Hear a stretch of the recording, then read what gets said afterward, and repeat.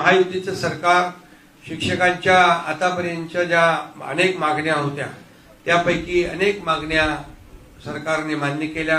काही प्रश्न आणखी जे काही बाकी आहे ते देखील महायुती सरकार जे आहे सोडवेल अशा प्रकारची भूमिका सरकारची आहे। मी देखील 2.5 वर्ष मुख्यमंत्री होतो, त्याही काळामध्ये अनेक प्रश्न आपण मार्गी लावले। आता देवेंद्र फडणवीस जी मुख्यमंत्री आहेत, आम्ही टीम म्हणून काम करतो आहे। 3 वेळा टप्पावाढ दिली आपण, बरोबर। आणि त्यामुळे शिक्षकांचे प्रश्न जे आहेत, शेवटी शिक्षक हा विद्यार्थी घडवतो।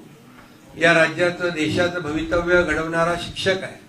आई वडील जन्म देतात, पण त्याच्यावर संस्कार आणि ज्या त्याला आकार देण्याचं काम, त्याला घडवण्याचं काम शिक्षक करत असतो। म्हणून शिक्षकांचं स्थान हे आई वडिलांच्या नंतर प्रत्येकाच्या आयुष्यामध्ये मोठं असतं आणि म्हणूनच त्या शिक्षकांचे आमदार म्हणून सर नाही गड सर करतीलच।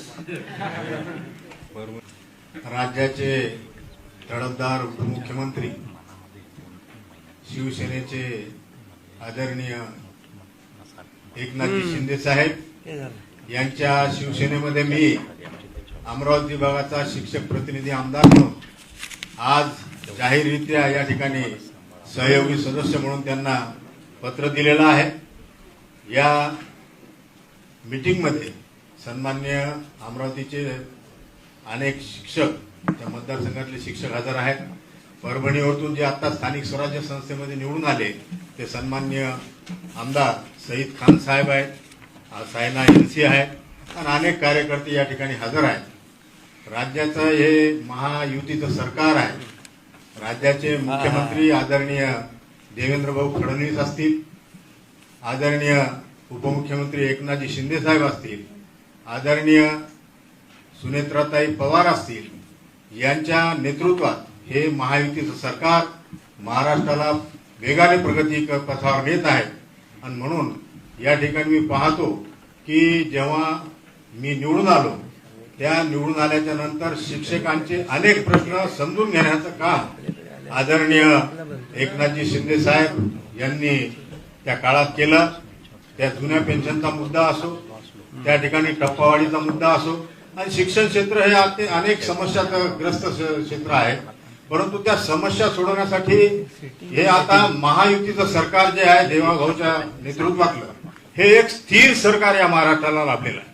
आणि या स्थिर सरकारमध्ये धडाडीचं नेतृत्व उपमुख्यमंत्री म्हणून एकनाथजी शिंदे साहेब यांचं काम आहे। आणि त्यामुळं मी त्यांच्या कामामुळे प्रभावित झालो आणि मी निवडून आलो तेव्हापासून मी आदरणीय उपमुख्यमंत्री एकनाथजी शिंदे साहेबांसोबत काम करत आलो। त्यांच्याजवळ ज्या ज्या समस्या मी ज्या वेळेस घेऊन गेलो शिक्षकांच्या, त्या सर्व समस्या पोट तिडकीनं सोडवण्याचा त्यांनी प्रयत्न केला। एक फार मोठी समस्या जी टप्पावाढीची होती, त्यांच्या काळामध्ये आपल्याला 3दा टप्पावाढ मिळाली रहाटे काका। त्या ठिकाणी जुन्या पेन्शनचा मुद्दा असेल तो देखील मार्गी लावण्यासाठी आदरणीय साहेबांनी आपल्याला मदत केली। आणि मला विश्वास आहे की शिक्षणाबद्दल आस्था असलेले एक नेतृत्व, यांच्या नेतृत्वात मी आज या महाविकास आघाडीमध्ये आदरणीय शिंदे साहेबांच्या शिवसेनेमध्ये आज प्रवेश करीत आहे।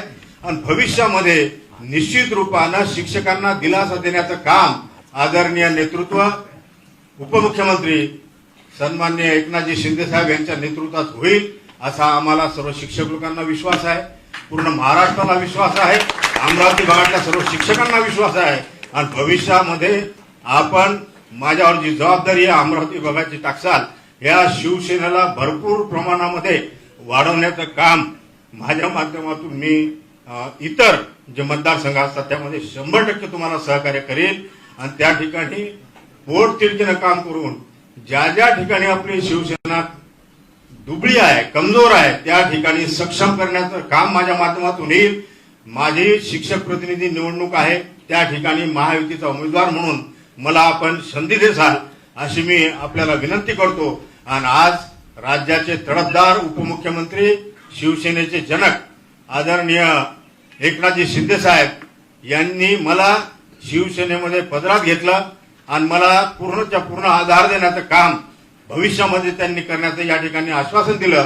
त्याबद्दल मी आदरणीय उपमुख्यमंत्री एकनाथजी शिंदे साहेबांचं मनापासून आभार मानतो। आपल्या उपस्थित सर्व आमच्या शिक्षक बंधूंचा आभार मानतो। या ठिकाणी एक सामाजिक न्याय विभागाच्या 165 शाळा आहे सर, त्यांना जवळपास संजयजी शिरसाट साहेब मंत्री महोदय यांनी आश्वासन दिलेलं आहे. तो विषय कॅबिनेटमध्ये घेऊन त्यांना दिलासा द्यावा. आमच्या शिक्षण क्षेत्रातल्या अनेक समस्या आहेत. राज्याचे शिक्षण मंत्री सन्मान्य दादासाहेब भुसे आहेत, यांना बोलवून आपण त्या ठिकाणी कुठेतरी एखाद्या वेळेस मिटिंग या अधिवेशनाच्या पिरियड नंतर करावी आणि त्या ठिकाणी निश्चित रूपानं या शिक्षकांना दिलासा देण्याचं काम त्यांनी आपल्या माध्यमातून सातत्यानं या महाराष्ट्रामध्ये माझ्या अमरावती विभागामध्ये घडत राहील असा मला विश्वास आहे. मी पूर्णतः आपल्या छत्रछायाखाली या ठिकाणी भविष्यामध्ये काम करेल एवढा विश्वास आपल्याला देतो. आपल्या सर्वांचे मनापासून आभार मानतो. आणि सईद खान साहेब जे आमचे आत्ताच परभणीमधून स्थानिक स्वराज्य संस्थेमधून एमएससी झाले, आपल्या सर्वांच्या वतीने त्यांना भावी कार्यकालासाठी मी शुभेच्छा देतो. सर्वांना शुभेच्छा देतो. थांबतो. जय हिंद, धन्यवाद. जय शिवाजी, जय भवानी. ते मगाशी सांगायचं राहून गेलं, सगळ्यात तुमचा मोठा विषय जुनी पेन्शन योजना होता, बरोबर ना? तर त्याला देखील आपल्याला टप्पावाढ तर होताच, आणि आणखी जे काही आपले आमदार महोदयांनी सांगितलंय की सामाजिक न्याय विभागाचे मंत्री संजय शिरसाट आणि शिक्षण मंत्री दादा भुसे यांच्याशी देखील आपण बैठक घेऊ तात्काळ, आणि त्यामध्ये तुमचे जे जे काही विषय आहेत ते देखील मार्गी लावू. आपल्या अधिवेशन काळातच बैठक घेऊ आणि त्याच्यात आपण समोरासमोर चर्चा करू, आणि जे विषय तात्काळ सुटणारे आहेत तात्काळ सोडू, आणि जे विषय आपल्याला पॉलिसी आहे ते आपण मुख्यमंत्री महोदयांशी चर्चा करून तेही सोडू. काही काळजी करू नका. आता तुमचा हक्काचा माणूस आलेला आहे, त्यामुळे 22 जून पासून ही सर्व मंडळी आझाद मैदानावर आंदोलन करून राहिलेली आहे. यांना 20% टप्पावाढ आपल्या कार्यकालात मिळाला पाहिजे ही यांची भावना आहे, आणि ती सन्माननीय रहाटे काका आता तुम्हाला बोलणार होती, तीच भावना मी तुम्हाला सांगितलेली आहे. निश्चित रूपानं तुम्हाला दिलासा देण्याचं काम आदरणीय उपमुख्यमंत्री एकनाथजी शिंदे साहेब यांच्या कार्यकालात होईल असा मला विश्वास आहे. धन्यवाद सर.